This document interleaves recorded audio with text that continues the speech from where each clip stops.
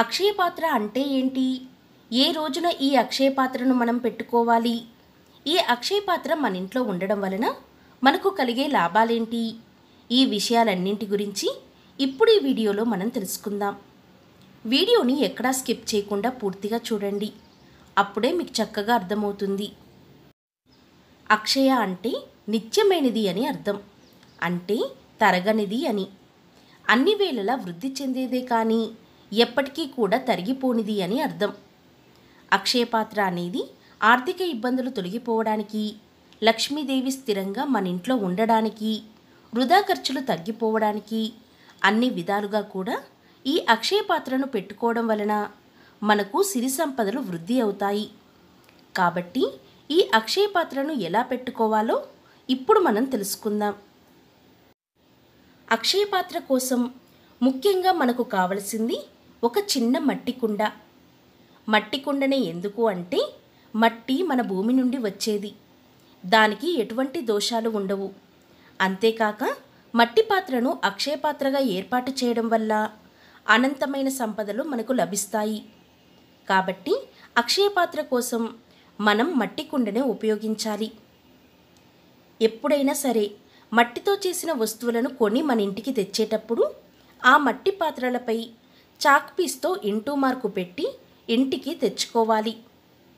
అలాగే ఒక్క మట్టి పాత్రను ఇంటికి తీసుకురాకూడదు. 2 మట్టి పాత్రలు లేదా కుండ మీద మూత లేదా చిన్న దీపపు ప్రమిద ఇలా 2 మట్టి పాత్రలు ఇంటూ గుర్తు వేసి మన ఇంటికి తెచ్చుకోవాలి. మట్టి కుండను ఇంటికి తెచ్చుకున్నాక నీటిలో కాసేపు ఉంచి కడిగి ఆరబెట్టండి. ఆ తర్వాత కొంచెం పసుపు పొడి, కుంకుమ, గంధం, జవ్వాది, ముద్దకర్పూరం, పచ్చకర్పూరం, రోజ్ వాటర్ని లేదా శుభ్రమైన నీటిని తీసుకోవాలి. అలాగే రాళ్ళ ఉప్పు, పూలు, నవధాన్యాలు లేకుంటే బియ్యానైనా తీసుకోవాలి. ఒక కాటన్ క్లాత్ని తీసుకోండి. ఇవన్నీ ముందుగా సిద్ధం చేసి పెట్టుకోండి. ఇక ఇప్పుడు ఒక ప్లేట్లో పొడి పసుపును తీసుకోండి.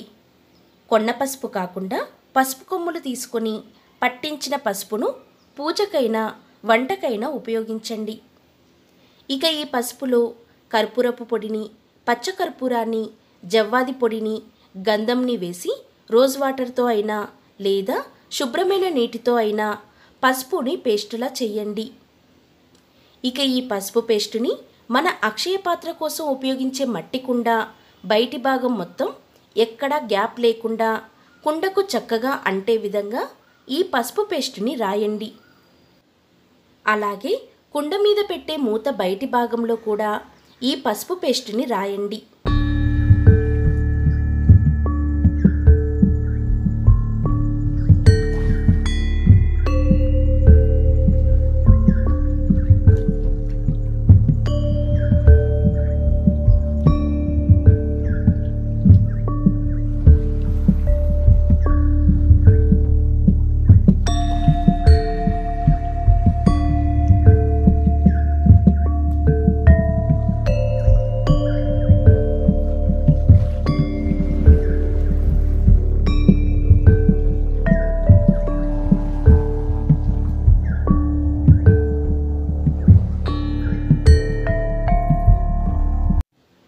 ఇలా కుండకి మూతకి బయటి భాగంలో చక్కగా పసుపు రాశాక ఇప్పుడు కుంకుమలో కొంచెం జవ్వాది పొడి వేసి రోజ్ వాటర్తో అయినా నీటితో అయినా కలిపి ఈ కుంకుమ పేస్టుతో పసుపు రాసి పెట్టుకున్న కుండపై శ్రీం అనే బీజాక్షరాన్ని రాయండి.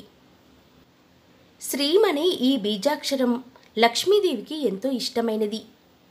మనం ఎప్పుడైతే కుండకి పసుపు రాసి కుంకుమతో శ్రీం అనే అక్షరాన్ని రాస్తామో ఆ పాత్రకి అక్షయ పాత్ర యొక్క శక్తి దానిలోకి ప్రవేశిస్తుంది.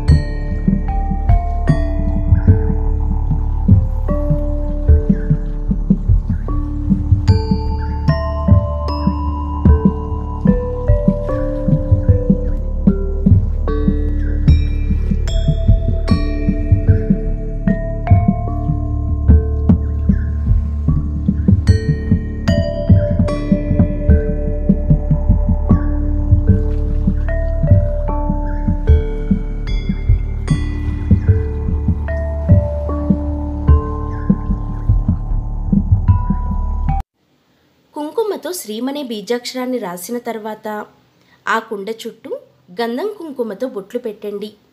అలాగే పసుపు రాసి సిద్ధం చేసి పెట్టుకున్న మూతకు కూడా గంధం కుంకుమతో బొట్లు పెట్టండి.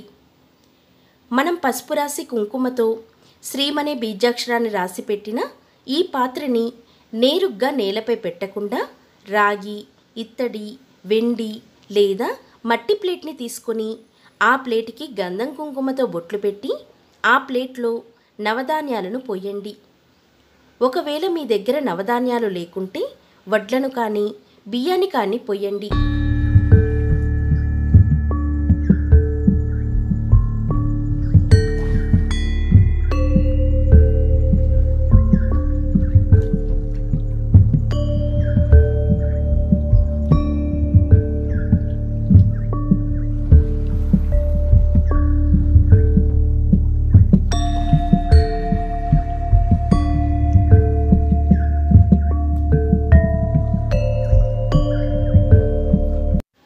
ఈ ధాన్యం పైన మనం సిద్ధం చేసి పెట్టుకున్న పాత్రను పెట్టి కొంచెం పసుపు, కుంకుమ, కొంచెం జవ్వాది, గంధం పొడి, పచ్చకర్పూర పొడిని వేయాలి.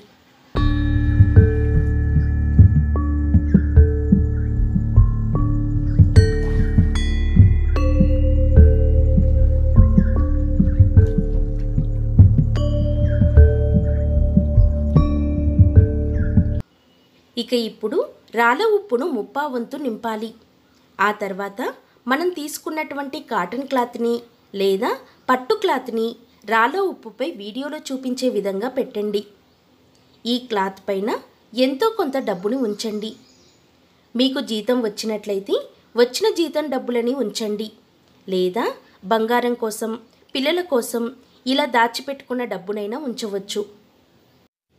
అక్షయ పాత్రపై మూత పెట్టి చక్కగా పూలతో అలంకరించాలి.